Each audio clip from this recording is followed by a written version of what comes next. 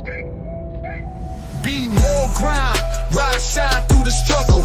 Black dollar circulate, flexing muscle. Politics and biz building walls like bricks. Motown soul rap mixed in the fix. Shiny cover spitting truth, microphone holder. Past the noise scene, watch growth in the folder. Black biz bright spotlight in the dark. Hustling hard, lighting sparks in the park. Be more new, where we breaking glass ceilings. All black every day, income healing. Doni flip the script, let's go. Black Wall Street roadmap, be more flow. Real talk, stock rise, dreams ain't looking hollow. Blueprints, handshakes, enemies wallow. Baltimore kings, queens crown on the throne. Legacy built, stone by stone. Headlines, deadlines, moves in the background. Politics, money clips, elevate the town. Black beard strategists, wealth can't be missed. Twist the plot, make the whole world twist. Be more news, success we inhaling. Victories, IRS, no detailing. Doni Glover, rise to shine, let's glow. Focused on GDP is $23 trillion. 23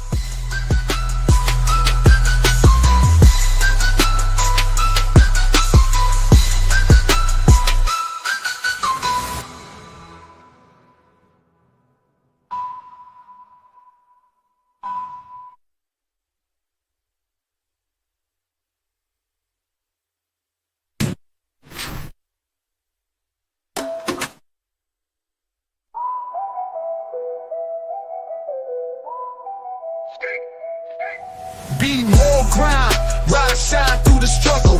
Black dollar circulate, flexing muscle.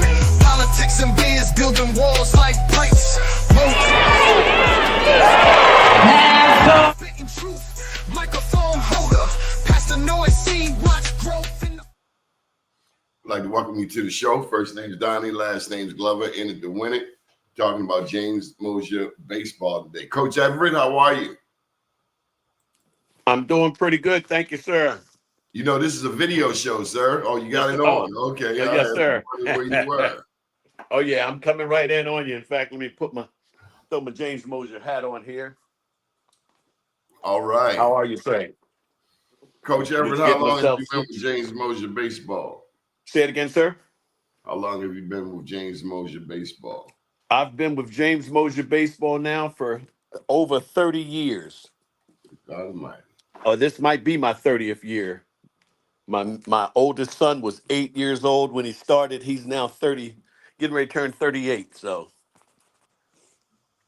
it's Wow. a pleasure. It's a pleasure to be a part of your program.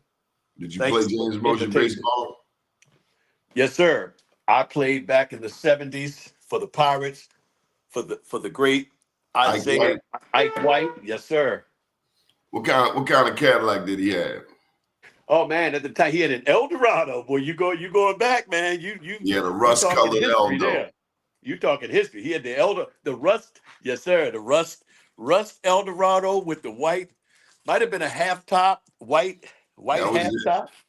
And where did y'all practice? We practiced at Easternwood High School, at Easternwood Park. Yeah. I grew up across the street from Easterwood. So you probably knew a few of my teammates. Tommy, I think we called him Secret. Yeah, I think he lived over there on Ruxton, I believe? Back then, I think there's 6 years between us. 6 years was a big Yeah. That's a good point. Good point. Different players, yeah. If you were 12, I was 6. Yeah, and interestingly, Donnie, we didn't have T-ball back then. Could you imagine if we had T-ball back then? Wasn't no T-ball back. T-ball. Exactly. T-ball, right. We played baseball. We played baseball. That's right. That was it. And strikeouts. Let's get to this historical fact. Yes, sir. I've heard it explained a multiplicity of ways. Technically, some would argue that James Mosher does not play what they call Little League. Okay. Some would argue that because not that this is not baseball, but because of the rules. Yes. The rules have changed. But from a historical standpoint, I have been saying for the past 25 years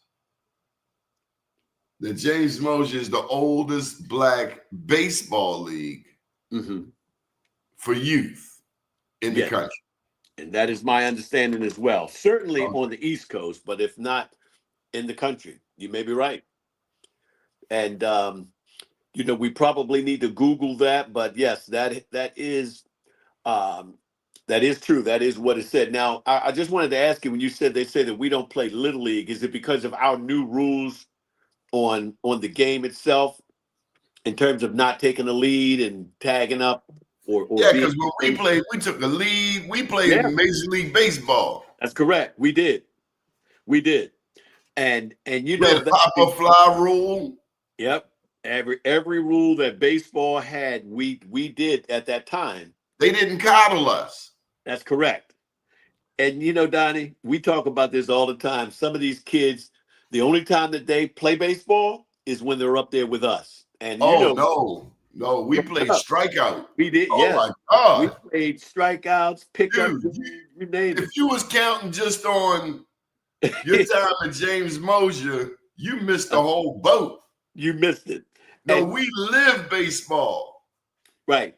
And that, I think that plays a part in it, because again, we played, for us taking a lead, and imagine, you know how many runs was scored when we played on a two-strike, on a third strike pass ball, and the catcher's got to get that ball and throw him out, versus now, you know, you strike out, the ball can get past the catcher. Oh, well, we didn't let the ball get past us. That wasn't, that was just not. Highly competitive. That's right. I know in East Baltimore, they got McKim's for wrestling.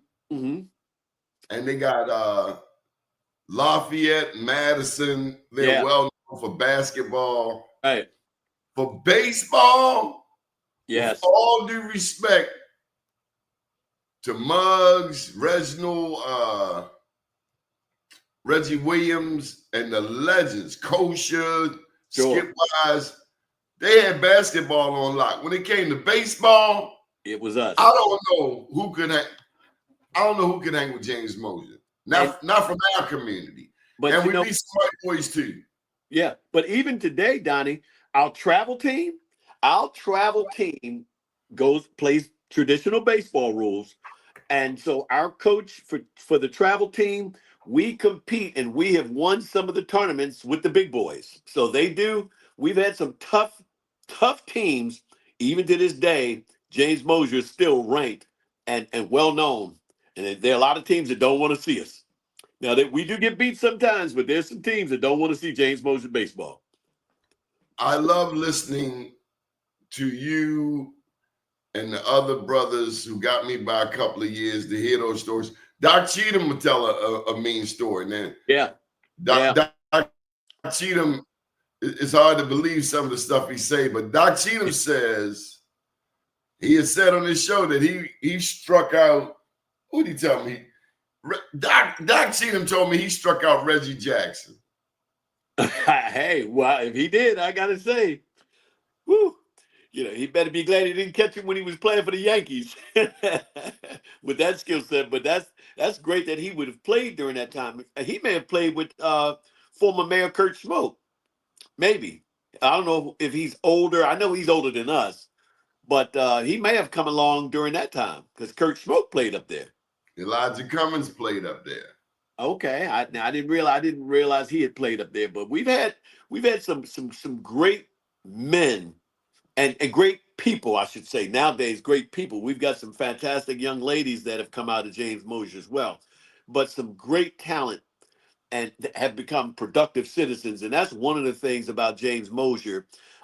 Going back to one of the historians, the great Al Meacham Sr., the one thing I can remember, Mr. Meacham used to say to me, baseball and Little League, the James Mosher program, was not just about wins and losses with baseball. It was about preparing the young men and young women for the world. for leadership, for sportsmanship, for teamwork, and to prepare them and to give them an outlet, something other than what they were exposed to in our communities. And so I always remember and enjoyed talking to Mr. Meacham. And I think you mentioned another we talked about Mr. White. You go back to Mr. Barrett. There were so many great mentors we had. Mr. Harrod, still up there. Mr. Neal, the president, and what's the other guy? Oh man, he's gonna be mad if yeah, I'm looking right at his face. Somebody, is, we call him Silver, but the athletics. Mr. Silver. Mr. Silver's been a coach. I gotta say this with all due respect. I was just having a conversation earlier this morning, and this was about politics. Mm-hmm. Actually, I was talking with someone about the 41st district. Yes. They now have a Jewish state senator. Hey, Doc Burnett, I sent you the link, so you can stop all of them comments. You're gonna come on this day. Doc Burnett, we calling you out. You're gonna put a plug in for Liberty Road baseball. Doc, click the link and stop playing. But we were talking about politics, and I asked him who dropped the ball in the 41st district. But the bigger question was, are we in our Black organizations, sororities, fraternities, yes, National Urban League, National Action Network, NAACP, are we, Morgan State? Yes. Are we in our Black institutions passing the ball? Okay. And a brother more your age said that our journey is different than white people. Okay. And he was suggesting that we get the ball later, where they get the ball earlier. That's true. In whatever discipline, baseball, politics, what have you. The resources are also different. The resources are different. And by the time we get the ball, we want to hold on to it too long for whatever reason. Sure. Pass the damn ball, man. You've been coaching since I was a little boy. It's time to move. Yes. New leadership. Doug, I posted it right here on this page. So you're on LinkedIn. I didn't put it on the link. Yeah, I did. It's on the, it didn't go on the LinkedIn page, Doug. Let me try it again.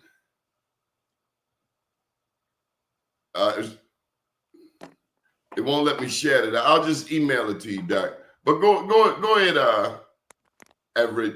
Yeah, no, I definitely agree with you.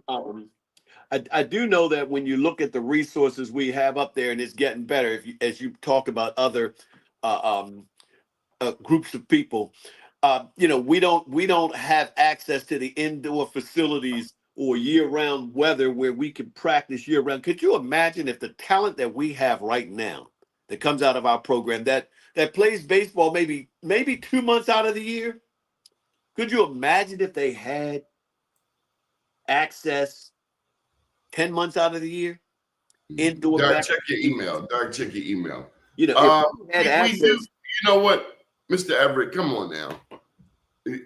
That sounds like an excuse. Oh, no, I agree to that. Yeah, I agree. But somebody, right, we should have more. I mean, right, I'm talking about right on the facility. Yeah, we could go down to, there's a place down there. Man, we got a Black governor, a Black attorney general, Black mayor, Black this, Black that.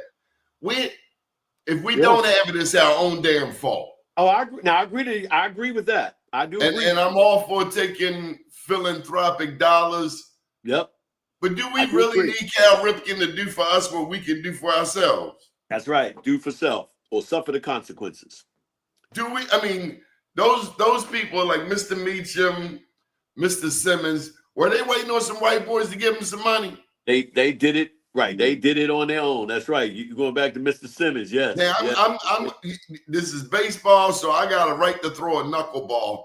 I think that field should be named. Allen Meacham Field. Yeah. We had enough great mentors. He playing dirty. He playing dirty. I gotta go get my.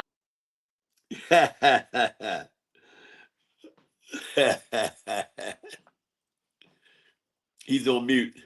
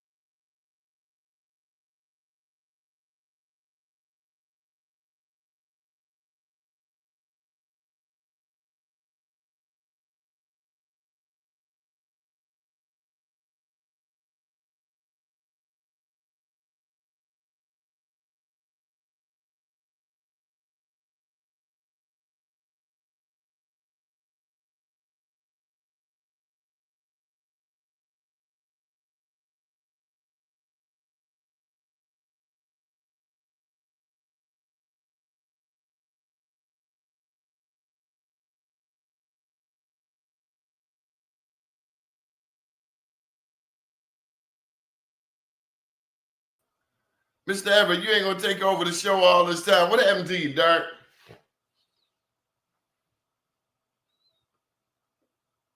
Are you there, Mr. Everett?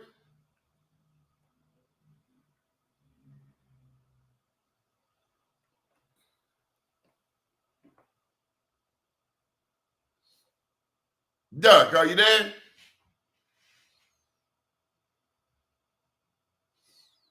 Man, what happened?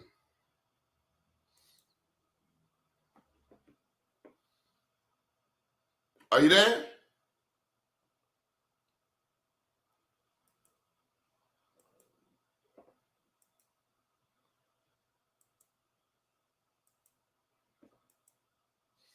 Let me check my audio. Can you hear me okay? Testing, testing, 1, 2.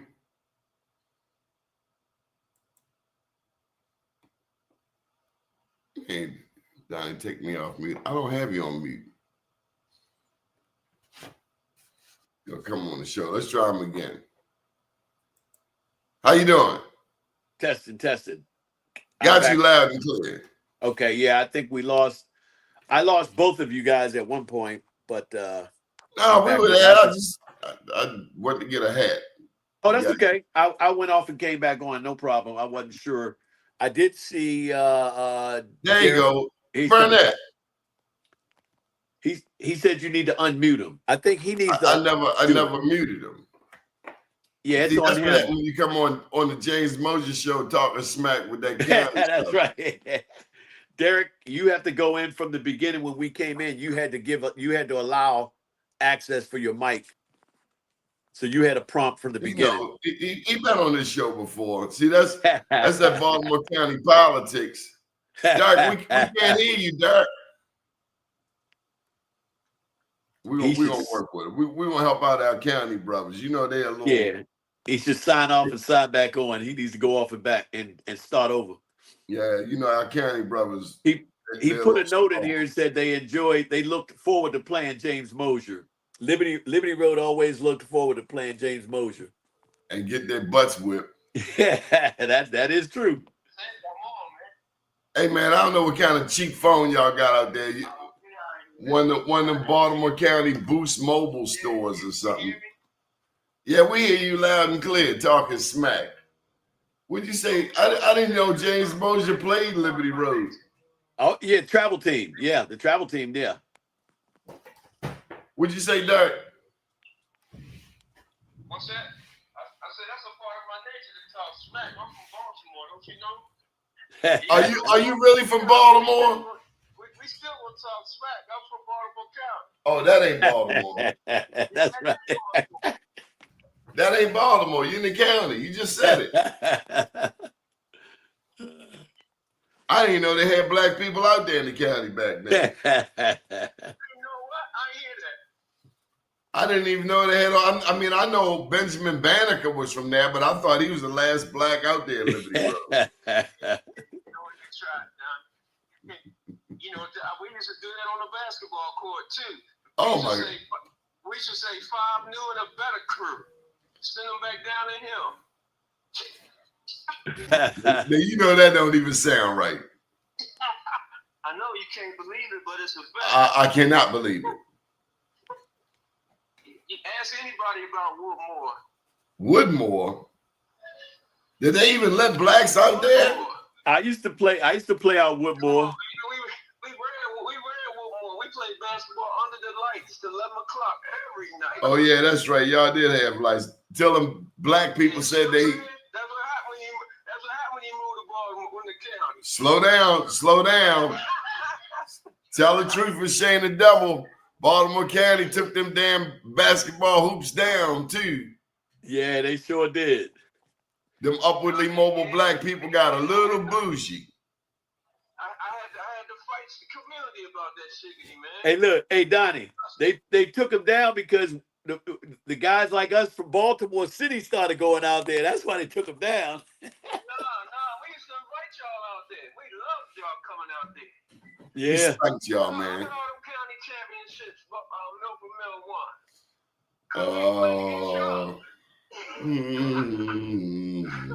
Let's get back to baseball, baby. We know you like baseball, Doc. Oh man, I love baseball. You've been coaching quite a long time. Doc, why don't we pass the ball in our black organizations? You're a Hampton grad. Well, I'm gonna tell you, man, I'm gonna give it to you straight up. You only pass the ball to those that you think can carry. No, pass the damn ball. You done had the ball for 40 years.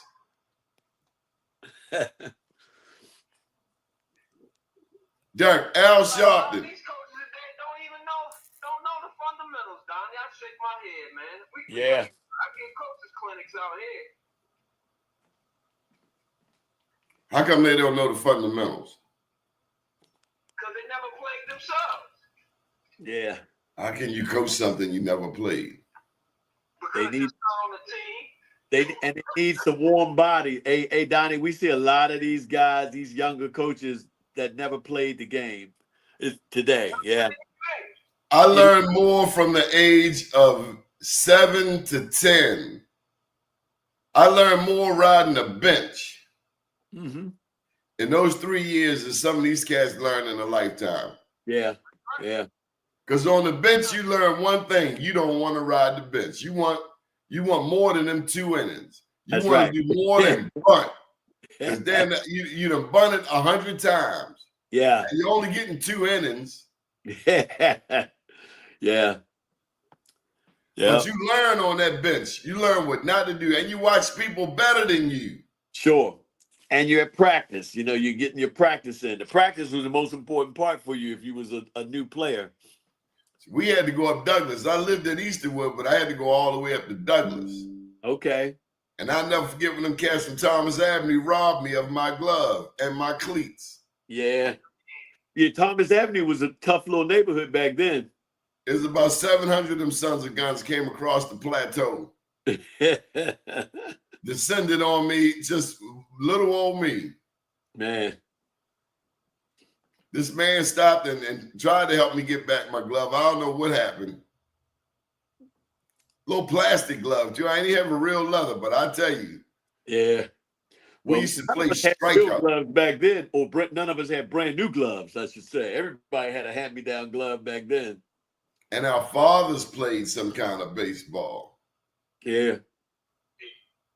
Yeah, you had to understand, Donnie. I originally wasn't born here in Baltimore. My father was military, so this was his last base at Fort Hollenberg.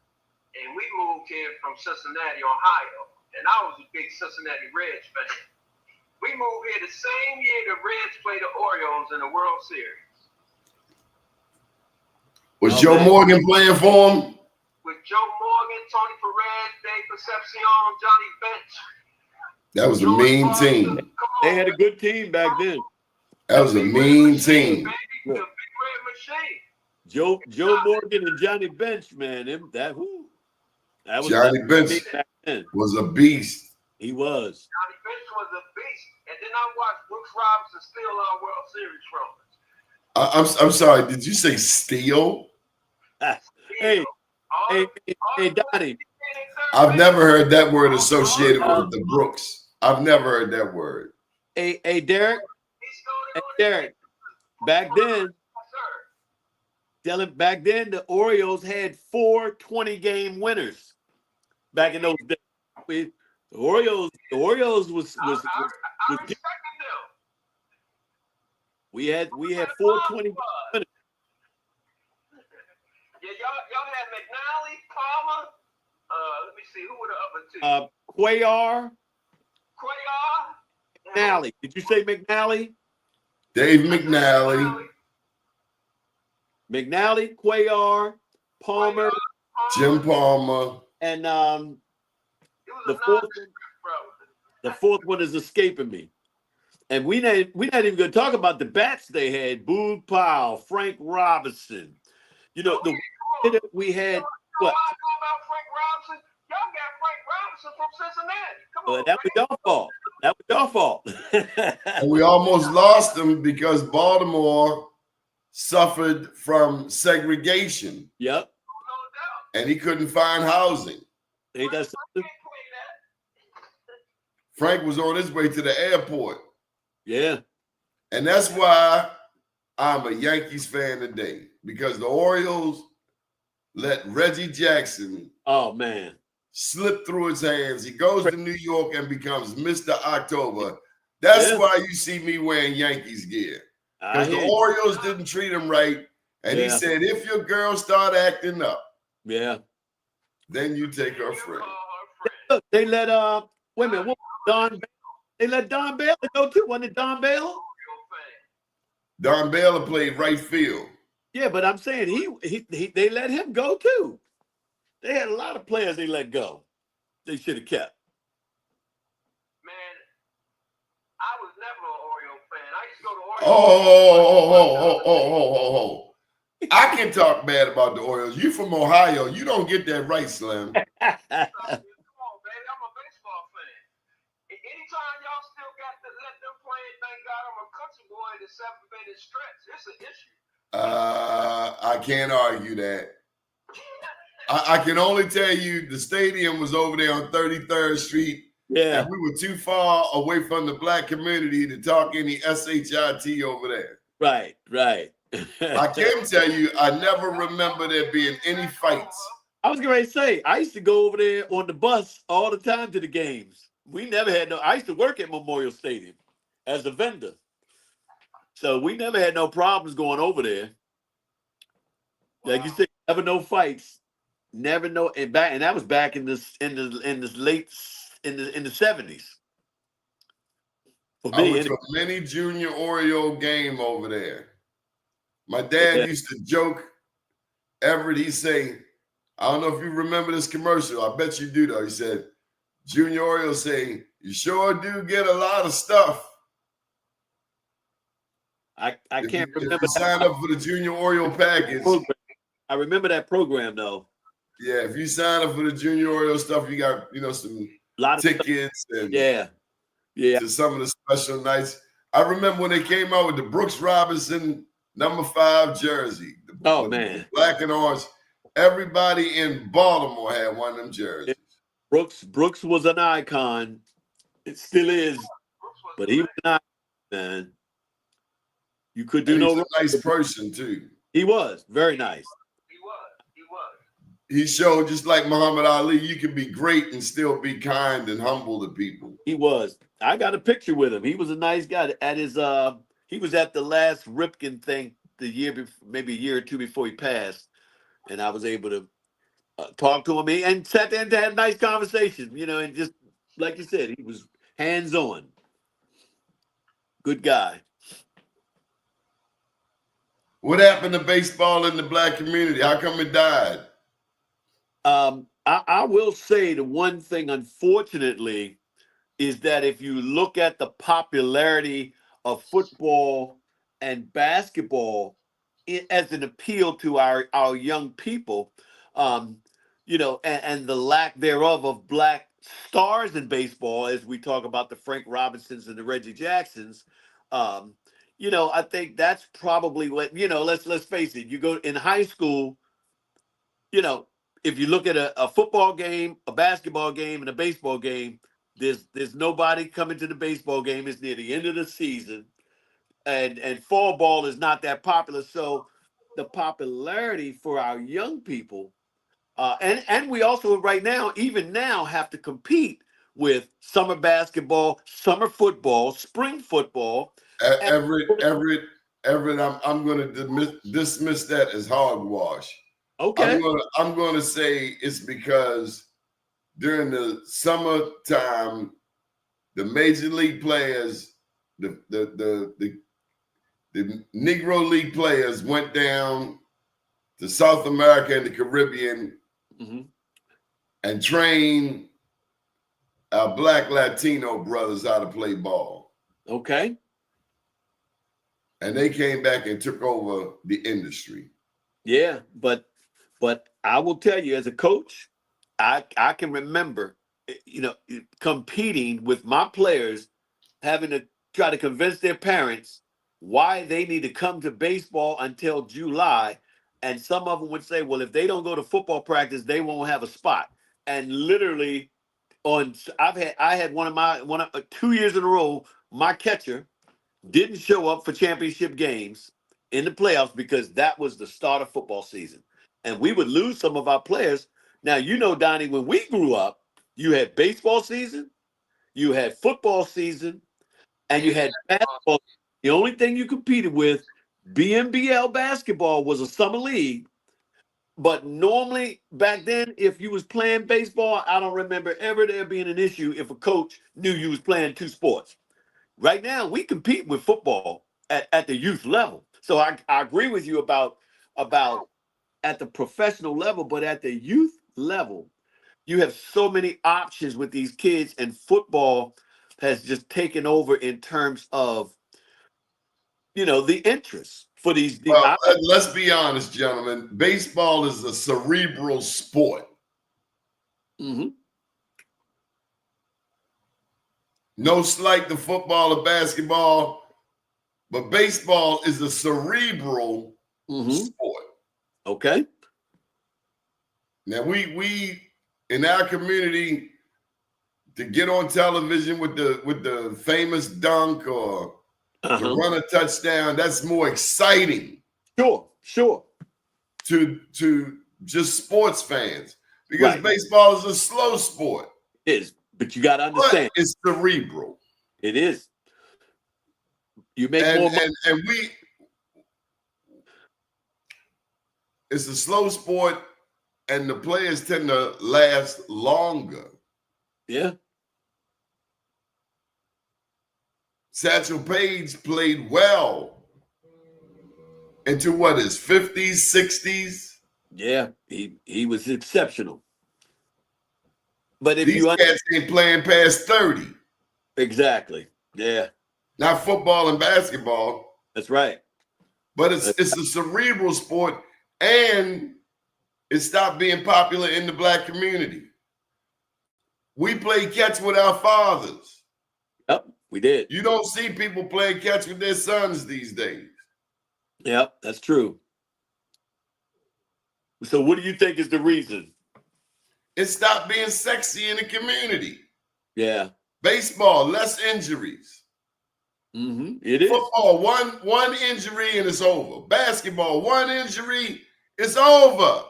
And as you just said, in baseball, your contract is guaranteed. So your money's guaranteed. And I agree. I mean, we need to revitalize baseball because, and although for people like us, we know that it's exciting because any one pitch can change the game. It's a one pitch change the game versus it is slow, but every pitch, especially when you get into the playoffs, it's even more dynamic. And you know, again, because we understand the game, but getting the general public to see the appeal. Now, do you know down in the Latin countries, They they play year round. got it in between and it is a party. And even when you talk about the Negro Baseball League, they used to dress up to go to the baseball games. I mean, it was the place to be. And Oh yeah, no doubt, no doubt. And we had control over the money. Yeah. Do you remember in Bingo Long and the Traveling All-Stars? Right. Richard Pryor said when the young man got the contract to the big team, Right. he was like, this is the end of the Negro Leagues. Yeah. We benefited from segregation. Sure. We did, no doubt. We were self-sufficient. And they That's packed their stadiums. But that's why they Took it over. That's why they wanted them to start coming in to the major leagues, because they saw the attendance at the Negro League games versus their stadiums at that time. Plus, they had lost a lot of players into World War II, and a lot of fans in the World War II, and we helped subsidize their attendance. Yeah, and we made some money. We didn't make all the money. When I say we, I'm talking about the Negro League. sure. We used to make, I think, the concessions, and then we still had to rent stadiums from them. They didn't allow us to use their stadiums for free. Well, we had to rent them Before stadiums. we had packed crowds. And we had packed crowds, no doubt. Yep. And Shout they out go to the to game Rube after Foster. Sunday. Rube Foster, no doubt. Yeah. The Chicago Giants. That's one thing Liberty Road did that I'm on the board for Liberty Road. That's one thing we implemented over 20 years ago. All of our in-house league teams were named after Negro League baseball teams. Okay. We did that on purpose because we was trying to, what I call, educate our students and our kids about our cultural consciousness. Baseball is a cerebral sport. Uh-huh. You know? Did you tell them about the black man who sued American baseball and won? Oh yeah, yeah, Lou Brock. Lou Brock, okay. No doubt. We did all that kind of educational stuff, man. We even sang the Negro National Anthem before our games. So I don't know what y'all doing. That's how we rock and roll. I do coach the Black Sox right now for our T-ball league. So we do good. We do have the Good. Negro League teams for our little kids, you know. That's right. That's right. That's good history that you're sharing there. In fact, one of our coaches, his name was not Lou Brock. You've shared misinformation on this show. He did play for the St. Louis Cardinals, but his name wasn't no damn Lou Brock. Lou Brock. Okay, let me think. Get your history together, Hampton. See, you're dealing with a Morehouse man. Let me think. Oh man, a Morehouse man with a Google. But we also had a Negro player up at his name was Kurt Flood. Kurt Flood. There you go. Kurt Flood. This man sued American baseball because he felt being traded was like being a slave. Okay. Now the significance is how much of his life he risked. He was a derelict over in Europe while this lawsuit was going on. He sued American baseball and won. Wow. And the year that they won, the NFL followed the next year with free agency. Okay. Yeah, he started free agency. It was some other people that helped him. But Kurt Flood, one of the baddest players of his time, yes, he was. Said he did not like being traded. It felt like he was a slave. Wow. He was right.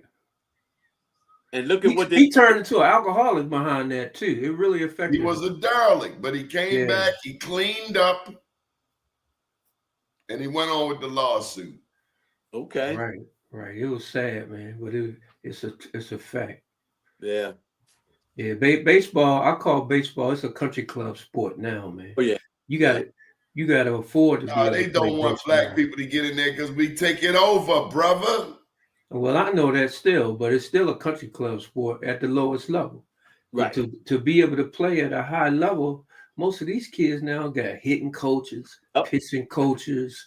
That's what They earlier. buying $300 bats, Right. $100 gloves, $150 Nike Jordan cleats. And it's I not didn't know these $300 bats only have a limited number of hits in them.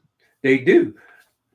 You exactly right. Another $300 bat. And See, then they priced up the game. Yeah, exactly. It's cheap when you talk about the coaches that they have, because I know I would take my kids down when I was coaching the 9 and 12s. I'd take them to the batting cage, and we'd look over, and there would be a coach with one parent sitting there, and that's one right. would have just an hour of instruction every one-on-one. That's right. For an hour. The pitching coaches, and like you said, I don't know what they charge by the hour, but it wasn't me. I do. In it's about $45-$50 an hour, man. But versus they priced us out the game because we dominate any sport we get into, including hockey. Right. Oh, absolutely. Mm-hmm. Well, that's what I said. Imagine if we had the same level playing field as these other. Who do you think invented skating backwards?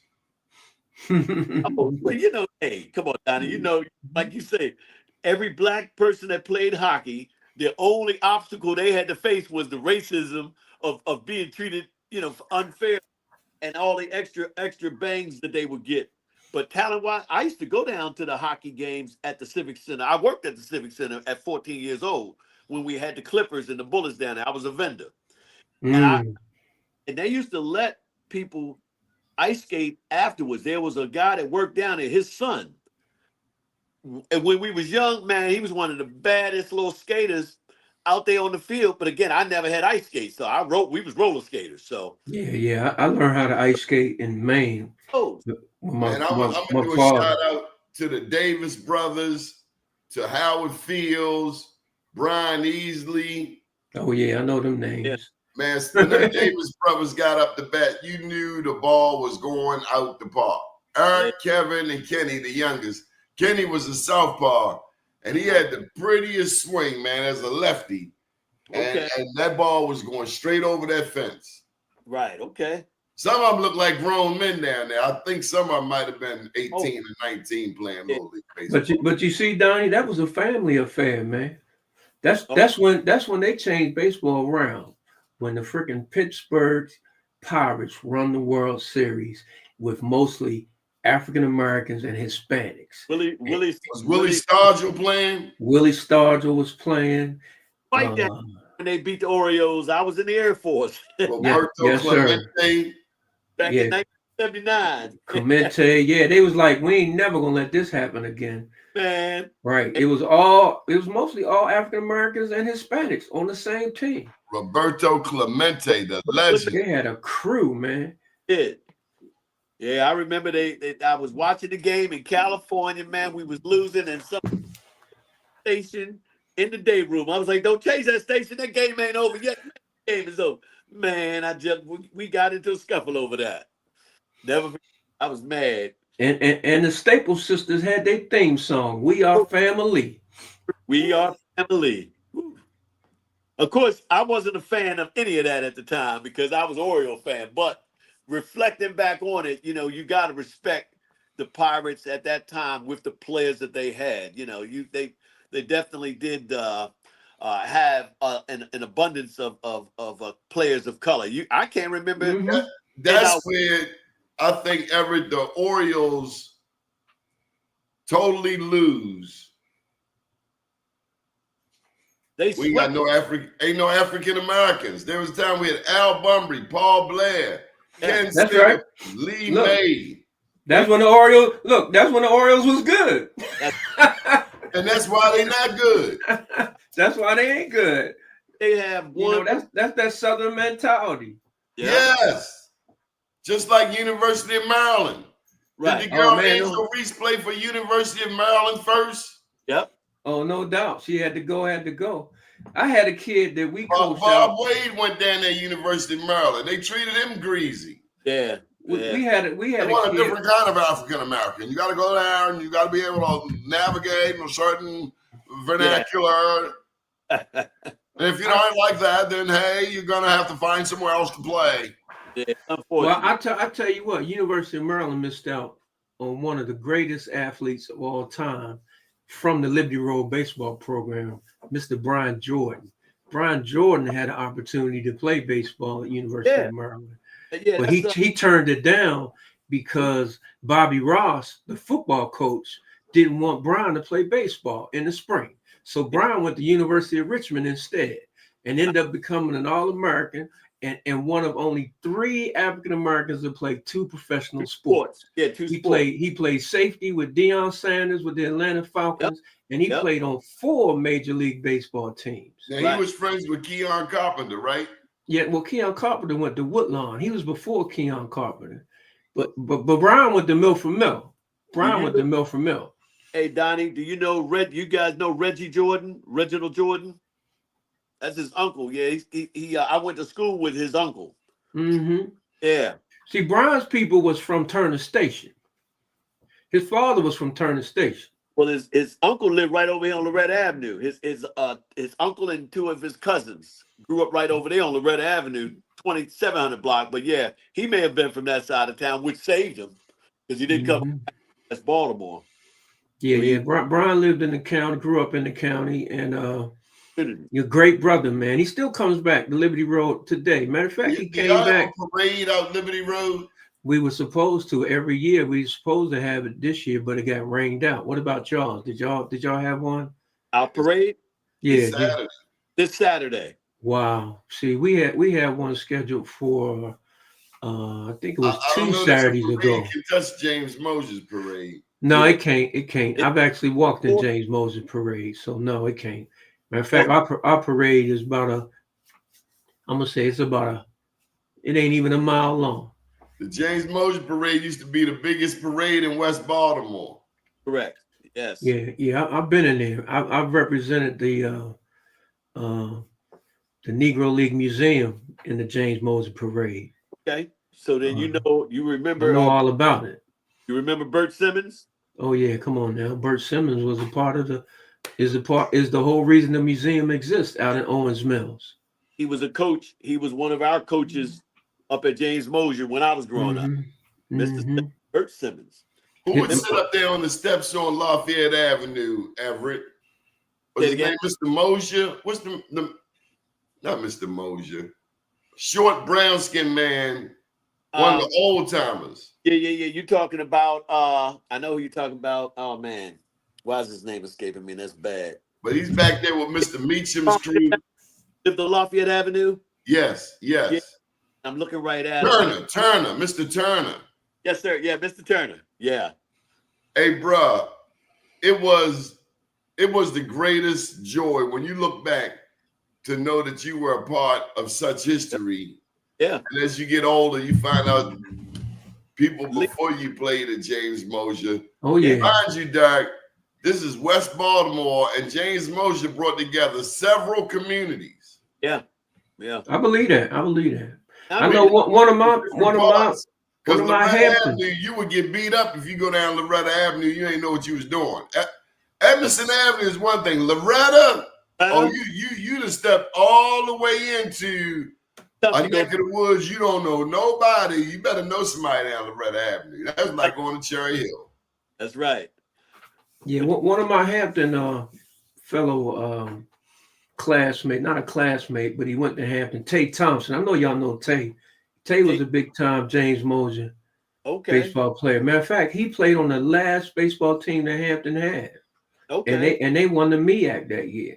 Yeah. Well, Everett, I'm gonna share some James Mosher history. I played for the Mets when they first came in the league in '74. I remember the Mets. We had a losing season the first year.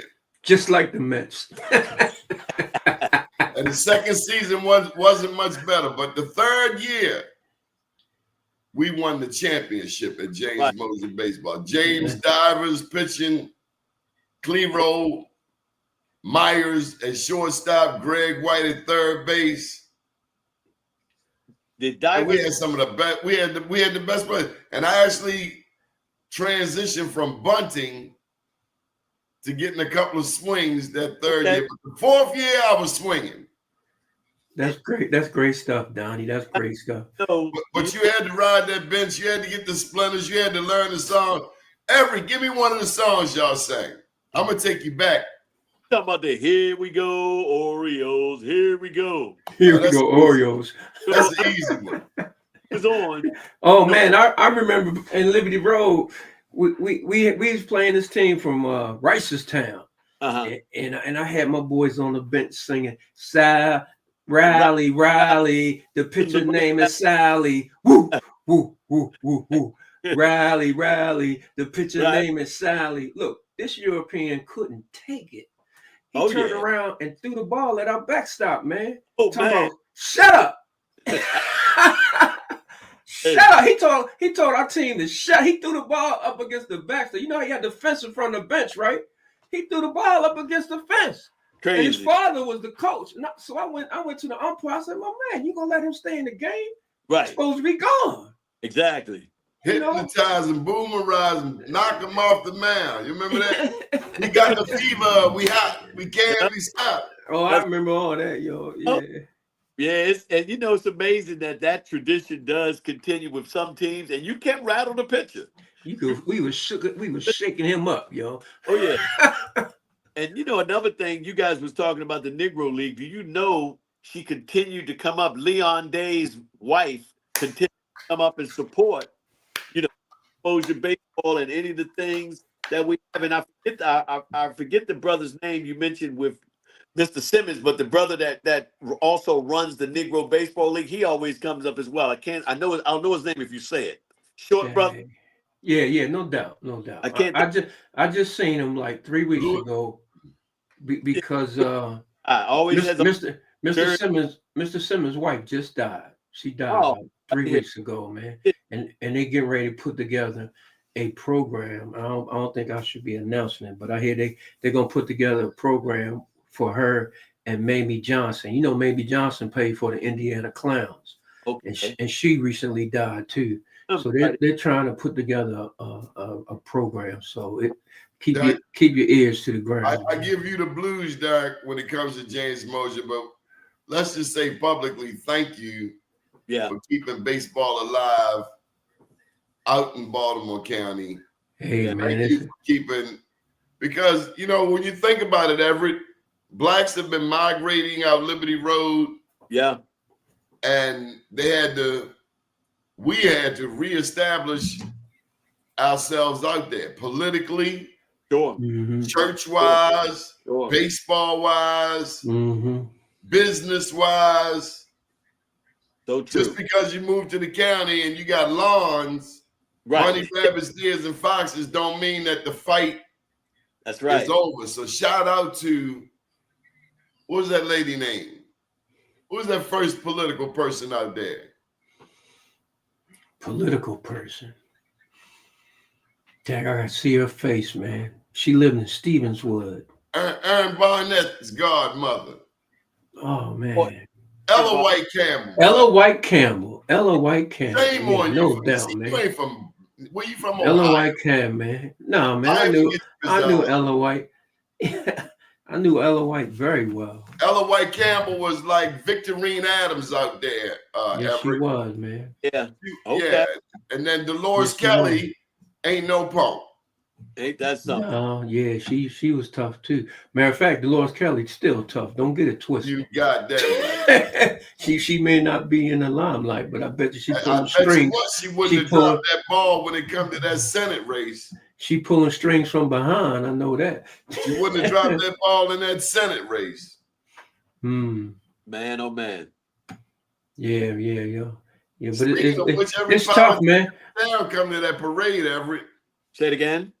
Every politician in town that worth their salt come to that James Mosher parade. If they don't come to the James Mosher parade, you should definitely not vote for them. Oh, they do come. One thing. History together, Hampton. See, you're dealing with a Morehouse man. Let me think.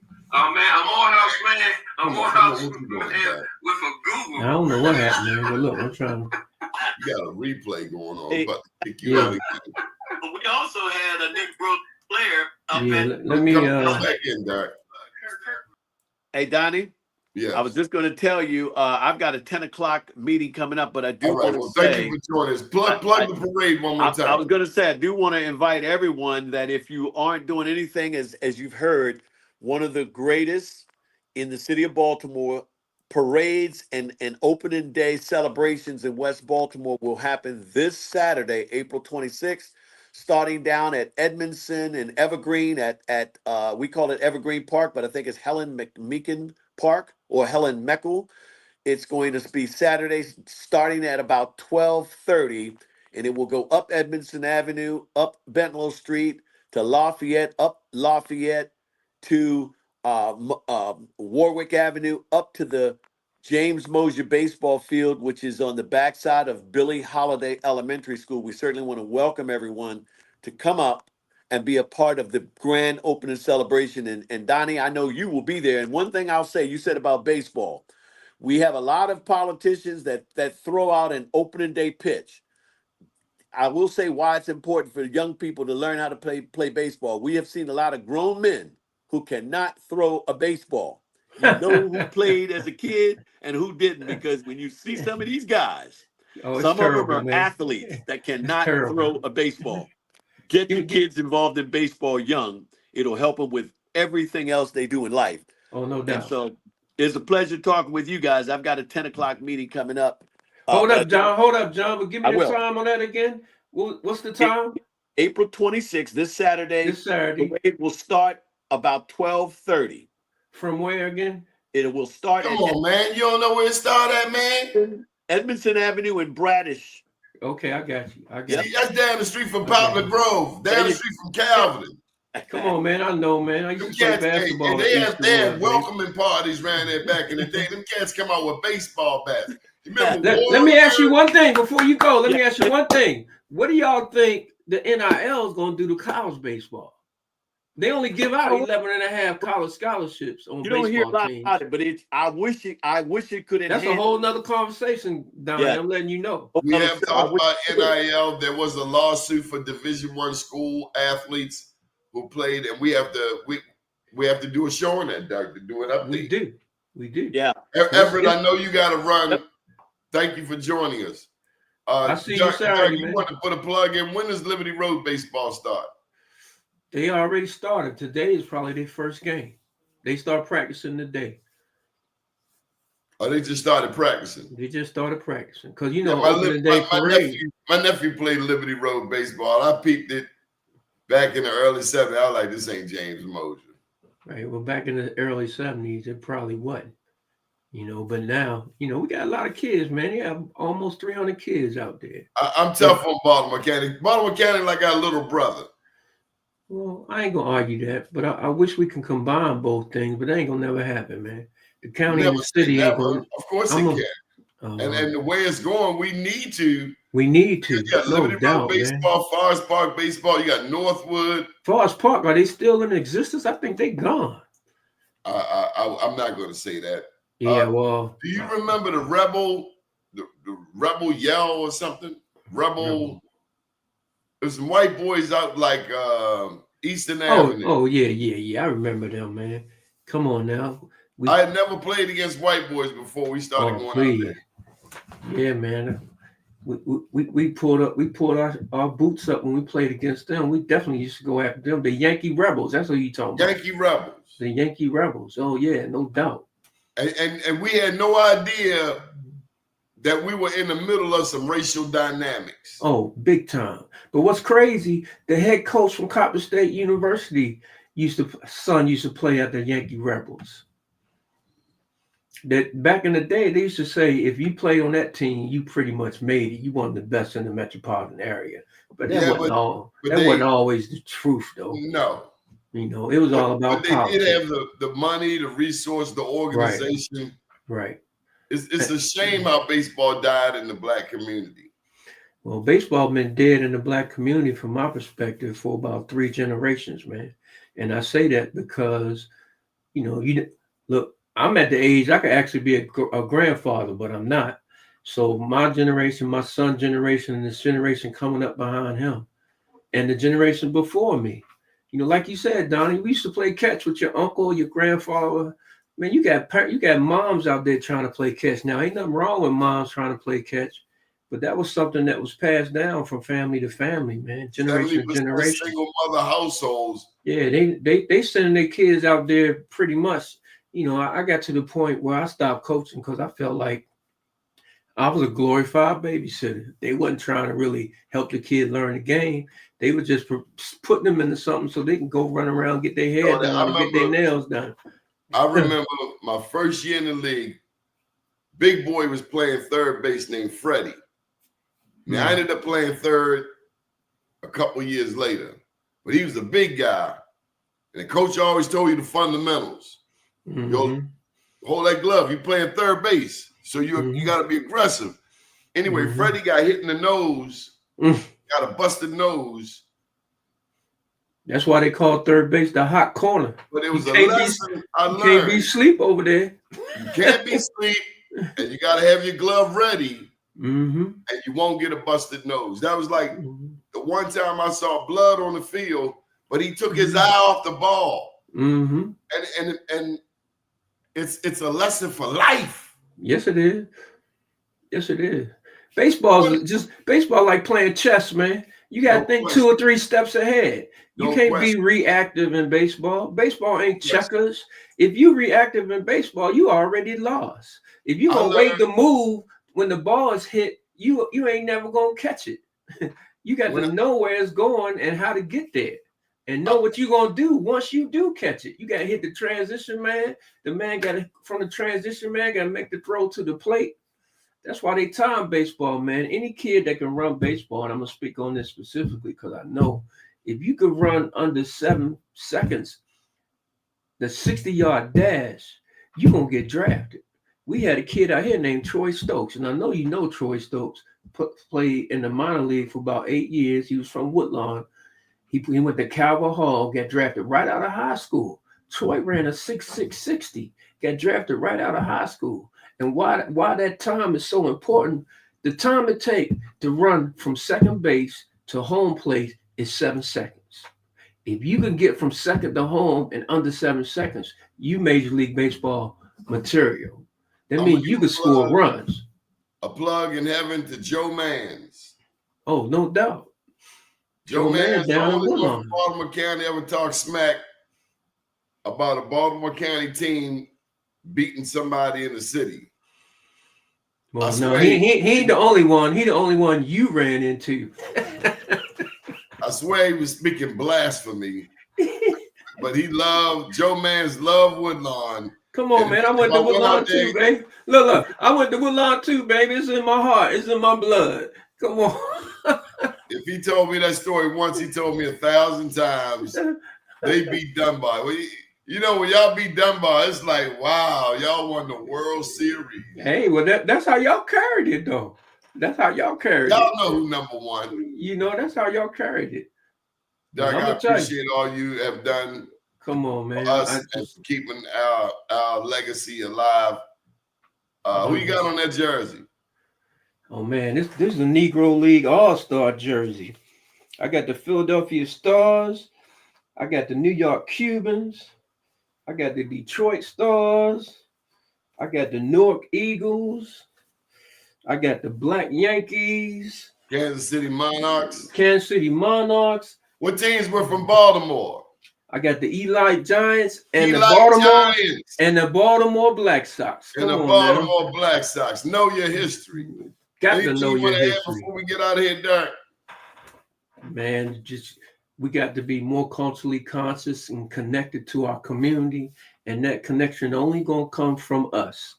We got to teach us, and my philosophy wasn't each one teach one. My philosophy was each one teach 9, because you need 9 people to play a baseball game.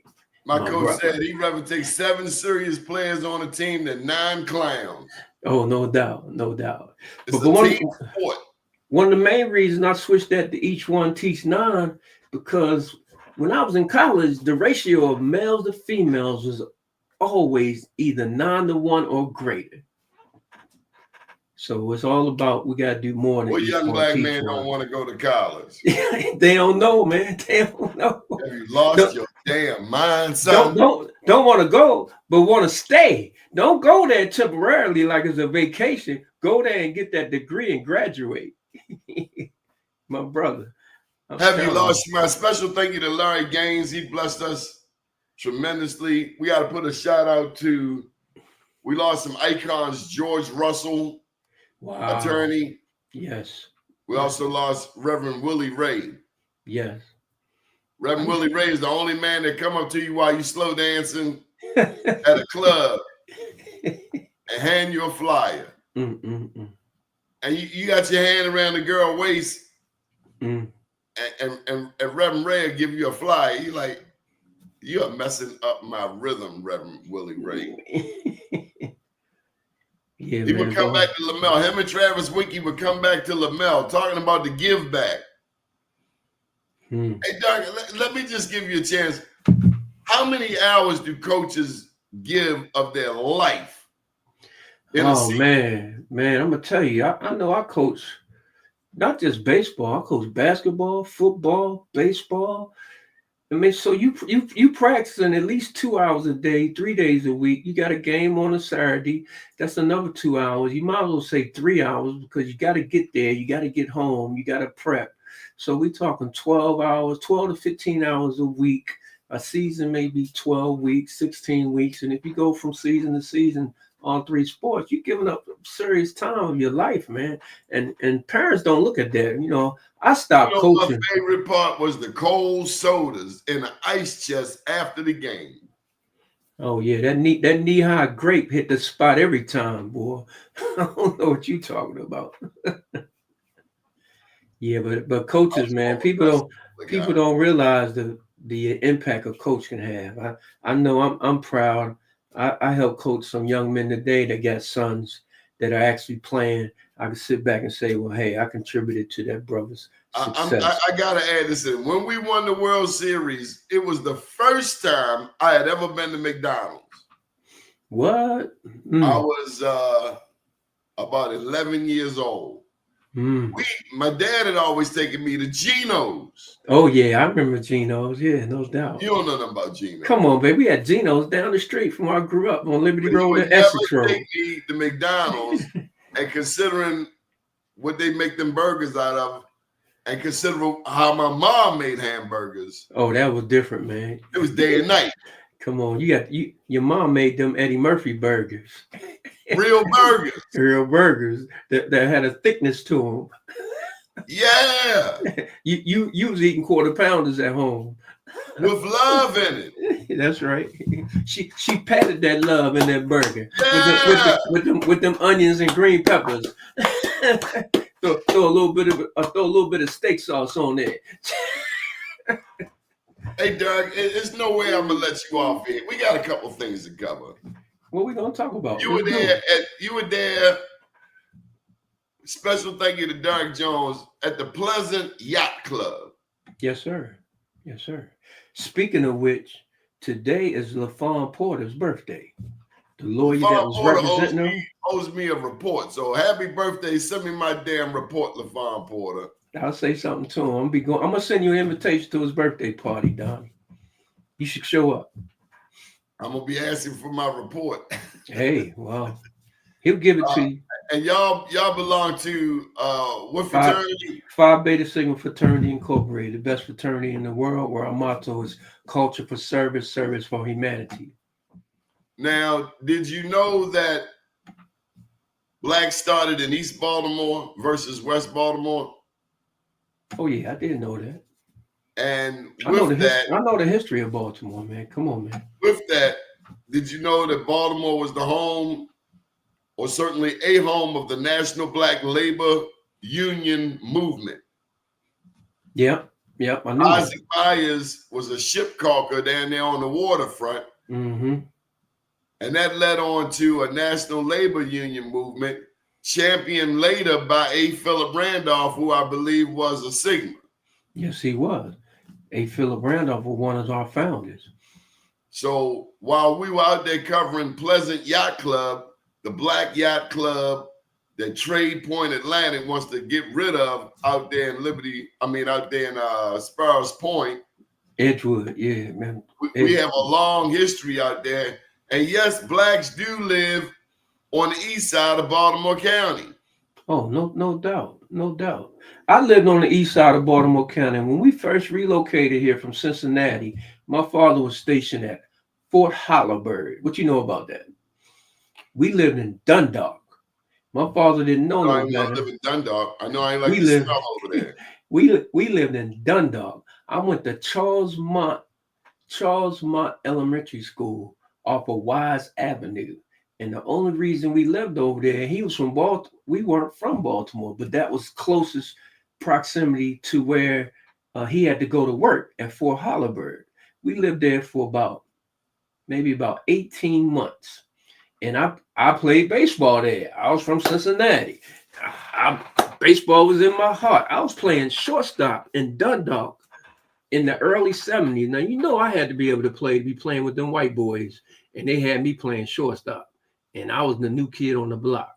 Because typically the only kid play shortstop is the coach's son or one of the assistant coach's son. They ain't know me from Adam. But I had a little baseball game. I ain't started playing basketball until we moved to the west side. But anyway, Dundalk was an experience, man. I'm gonna let you know. You know, I grew up. I had a few of them. I had a big afro back in the day too. Come on, man. They used to call me Link. Remember the Mod Squad that came out? I think they would call you something like Radio Raheem. Nah, they used to call me Link because I used to comb out my afro. And I remember, speaking of baseball, see, this is how far back we go, Don. The Orioles was playing the Cincinnati Reds, just like I said earlier. And back then, baseball wasn't shown at night. There was games during the day. And they rolled a TV. You know how schools had them big TV on them TV cards? They rolled a TV in the classroom so everybody could watch the Orioles and the Reds in the World Series. I'm the only kid in the whole school voting for the Cincinnati Reds. You lucky you didn't get beat up. Nah, well, you know that wasn't gonna happen. I had a couple brothers too, but y'all were outnumbered, son. You were outnumbered. We were definitely outnumbered. We were definitely outnumbered. I just to see being in the military, man, and being an Army brat, we moved all around, so I knew how to navigate those waters. You ain't seen nothing like Baltimore. Baltimore's the home of segregation. Yeah, you know, I did it till we got here. Army and all of its beneficiaries something to fight for. Anything else we got to plug, Doc? Man, I'm trying to think what's going on, Donnie. What about that wonderful event we went to? Who's Who in Black Baltimore? That was awesome, man. You did a great job down there, Don. It's a team effort. That was awesome. Big ups to Rodney Griffin for setting it all up. Yeah, got some great interviews down there. I love to see us looking good, acting good, achieving good. And Carter Womack, one of my fraternity brothers, is a part of that organization. I think he's a chief operating officer. I just wish they could have recognized a lot more people than they had the time to. I understand why they couldn't speak on and announce everybody's name, you know, because it's a time constraint when you're dealing with those type of events. But the book itself, I know you got the book, right? I actually do not have a copy of the book. What? Oh my God, that book is a history lesson, man. I was busy. I'm in the book. Man, you ain't get a copy of that? History. You got to get a copy of that, Donnie. That's a history lesson in that book. Yeah. Wow. But there's always be more news because I saw a lot of them honorees were Black Wall Street honorees from the past. That's right. That's right. Look, you can go through that book and create you a whole new lineup of people to interview. That book was off the chain. It really was. It was very well done. Nice event. I'm glad I had an opportunity to be a part of it. So what's coming up, man? Doug Burnett, we get ready to get out of here. We want to wish you a top of the morning to you. Top of the morning to you. Always a pleasure, my brother. Yes, sir. You flashing them gang signs. I don't want no trouble. Nah, man, ain't no gang sign. Let's go, mob, babe. Go make another brother. Blue fire! Good morning, world. Good morning.